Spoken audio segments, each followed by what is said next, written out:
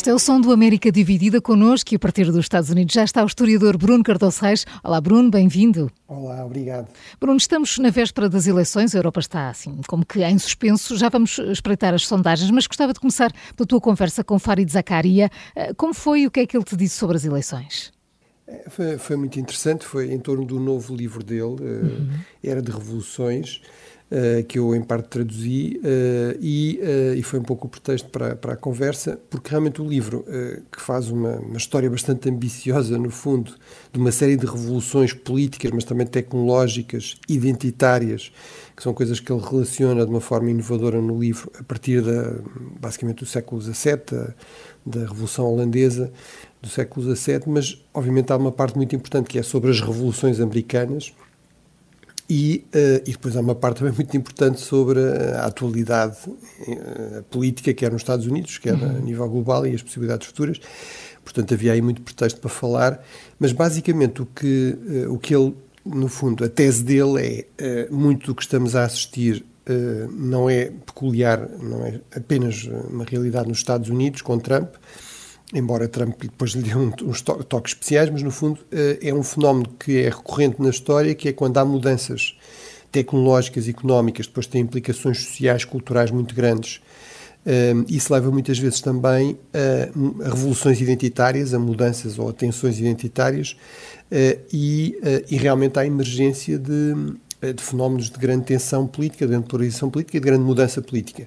E, portanto, uma das teses fundamentais dele, ele, por exemplo, em relação às eleições diz, estou a citar em inglês até para ser mais claro, ele diz, é bullshit, portanto, é um disparate alguém ter a pretensão de dizer que sabe quem é que vai ganhar, porque ele diz que são as eleições mais renhidas, são as sondagens com margens mais curtas de que eu me lembro, portanto, na minha vida nos Estados Unidos, e, portanto, com estes dados é impossível realmente adivinhar, porque é uma adivinhação, quem é que vai ganhar. O que ele afirma com bastante convicção é que está convencido que, independentemente do resultado, o trumpismo, ou seja, esta viragem populista, nacionalista, protecionista, até um pouco reacionária também em termos de costumes do Partido Republicano, é algo que veio para ficar. Portanto, ele não está convencido que se Trump perder, mesmo que Trump perca, que haverá aqui uma espécie de, como ele diz, um regresso ao normal do Partido Republicano. E, portanto, desse ponto de vista, parece-me uma conclusão bastante interessante e com a qual eu tendo a concordar. Sim, e há mais para ler sobre esta tua conversa. Está num artigo assinado por ti no Observador. Entretanto, Kamala Harris continua a somar o apoio de famosos. Depois de falarmos aqui de Schwarzenegger, agora foi Harrison Ford, Jennifer Lopez e também o cantor porto-ricano Nicky Jam, que tem mais de 43 milhões de seguidores no Instagram, que retirou publicamente o apoio a Trump depois deste, num comício, se referir a Porto Rico como a ilha flutuante de lixo. Sim, ou seja, realmente Donald Trump claramente apostou numa estratégia oposta à de Kamala Harris nesta fase final da campanha. Vamos ver qual é que resulta. A Kamala Harris apostou numa viragem ao centro, em apresentar-se como alguém que é capaz de lidar com quem tem visões divergentes, posições divergentes, muitas vezes reafirma este compromisso de ter um republicano no seu governo. Donald Trump apostou na radicalização, numa retórica constantemente numa enorme agressividade, e, portanto, isso teve um custo, para já, que foi o apoio, enfim, de alguém que é muito popular entre os porto-ricanos, não é? E não só, entre os americanos em geral, que tinha realmente que lhe tinha dado o seu apoio, que agora o retirou. Vamos ver se tem implicações para além desse apoio, não é? Portanto, se tem implicações mais significativas em termos do voto, mas, em todo caso, se é alguém que a campanha de Trump valorizou o suficiente para, no fundo, publicitar o seu apoio, temos de considerar que provavelmente esse apoio conta alguma coisa, pesa alguma coisa, não será certamente isso que irá decidir a eleição, mas pesa alguma coisa. Obviamente Jennifer Lopez também tem toda essa raiz latina e porto-ricana, e, portanto, não é de espantar. Harrison Ford é também um caso interessante, não é alguém propriamente muito politizado, portanto não é propriamente George Clooney, que, enfim, hoje em dia é um pilar do establishment ligado ao Partido Democrático, até em termos de financiamento, etc., que até teve alguma influência, provavelmente, no afastamento de Biden, na decisão dele se afastar e depois no que seguiu, mas Harrison Ford tem esta vantagem, ele, aliás, apresenta-se um pouco nesses termos, que é, eu não reclamo aqui nenhuma autoridade especial, mas tenho um voto, E quero deixar claro, não ficava bem com a minha consciência sem deixar claro que vou apostar em Kamala Harris, com o argumento de virar a página, que é um dos modos que a campanha de Kamala Harris tem usado, ou seja, no fundo vamos deixar para trás toda esta tensão, toda esta retórica muito agressiva de Donald Trump, e, obviamente, é alguém que, enfim, é uma referência, pelo menos para uma certa geração, direi, de homens, de fãs, digamos, de filmes de ação, com o Indiana Jones e outros papéis desse tipo, com o Han Solo, etc.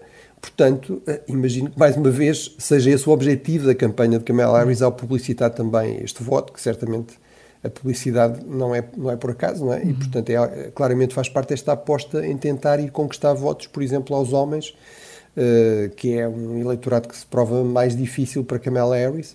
Portanto, lá está esta estratégia de Kamala Harris, tentar alargar o seu eleitorado, para de mobilizar o seu eleitorado mais natural, e de Donald Trump, no fundo, sobretudo apostar na mobilização através da radicalização. Bruno, e o que é que se passa entre Donald Trump e a comunicação social para o republicano dizer que a imprensa pode ser alvo no seu comício desta noite? Sim, enfim, mais uma vez, tudo isto depois é objeto de toda uma exegese, enfim, sobretudo da imprensa mais alinhada com Donald Trump, porque ela também existe, a Fox News, etc., que ele não quis dizer bem, porque afinal até estava a dizer que para o atingirem a ele, ou não se importava que atingissem a imprensa, que estava de premeio, enfim. Aqui o que me parece bastante claro nesta declaração, como em múltiplas outras, é que há uma retórica de uma enorme agressividade em relação à imprensa, há constantemente a utilização que ele usou exatamente quando fez essa referência ao que ele chama fake news, portanto há a ideia de que a imprensa mente, não é? A imprensa de referência, a imprensa tradicional também, como é muitas vezes referida, que é deliberadamente enganadora, e portanto que isso justifica de alguma forma uma rejeição, até algum tipo de violência em relação à imprensa. E portanto, a mim francamente isso tudo me parece absolutamente injustificável, quer dizer, e parece-me que não é parece-me, é mesmo historicamente a base de qualquer regime autoritário ditatorial. Foi isso que nós vimos com o nazismo, que literalmente utilizou a mesma estratégia retórica antes de tomar o poder, depois usou outros meios, não é? Literal violência, censura, violência e repressão, mas esta ideia da imprensa mentirosa é uma ideia que vem literalmente da propaganda nazi, Lugan Press, e portanto, qual é a base disso? É que qualquer regime autoritário quer ter o monopólio da verdade. Qualquer candidato a ditador quer convencer os seus seguidores de que só aquilo que eles dizem é que é verdade, e portanto qualquer tipo de esforço de reportar factos, de fazer uma análise mais crítica, tem de ser deslegitimado. E portanto, obviamente eu não estou aqui a dizer que a imprensa não possa ser criticada, que não haja muitos casos em que não há erros na imprensa, que legitimamente podem ser, lá está, apontados, criticados, etc. Agora, genericamente dizer que toda a imprensa, que é de alguma forma crítica, está toda ela aqui envolvida em uma espécie de conspiração contra o candidato, realmente é algo que só se vê historicamente, só se vê, factualmente só se vê em candidatos que têm este tipo de projeto mais autoritário, não é? De querer controlar totalmente o poder, e uma forma de controlar totalmente o poder é também tentar controlar totalmente o que é verdade, o que é que não é verdade. E as sondagens, Bruno, o que dizem? Estamos a menos de 24 horas das eleições. No Iowa dão vantagem a Kamala Harris, mas Trump não parece muito incomodado.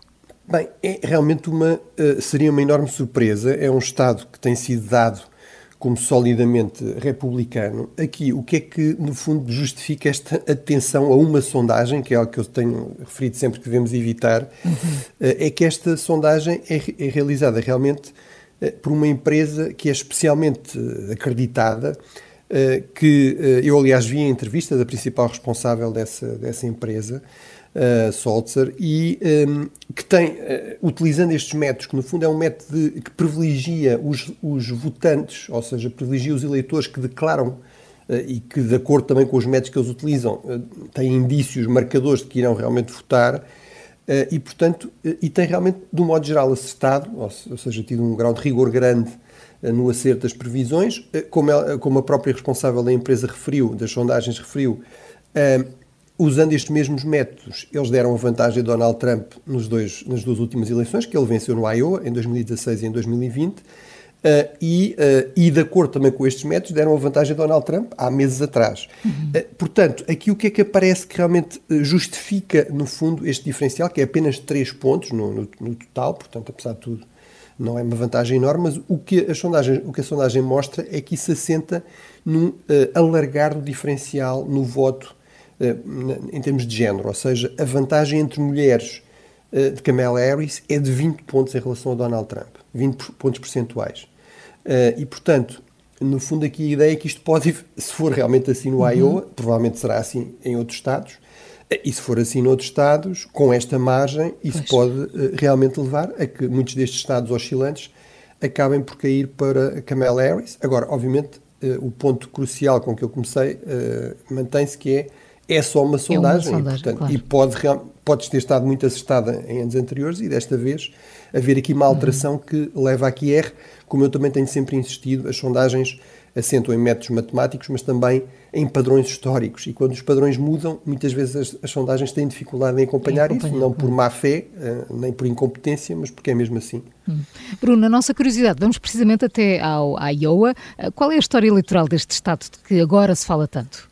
Bem, é um estado chamado Midwest, tendencialmente tem sido mais republicano do que democrata.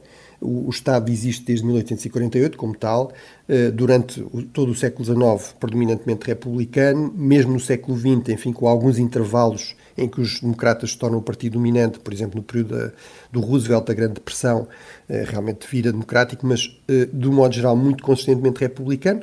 Depois há um período longo de 1988 até 2002, em que se mantém 2002 se mantém democrático, e depois a partir daí tendencialmente republicano, embora é importante recordar isso, quer em 2008, quer em 2012, Obama venceu este Estado. Portanto, é verdade que, entretanto, se tornou um Estado visto como tendencialmente republicano, mas não seria, digamos, uma completa revolução que, tal como em 2008 ou em 2012, acabasse por votar no candidato do Partido Democrático.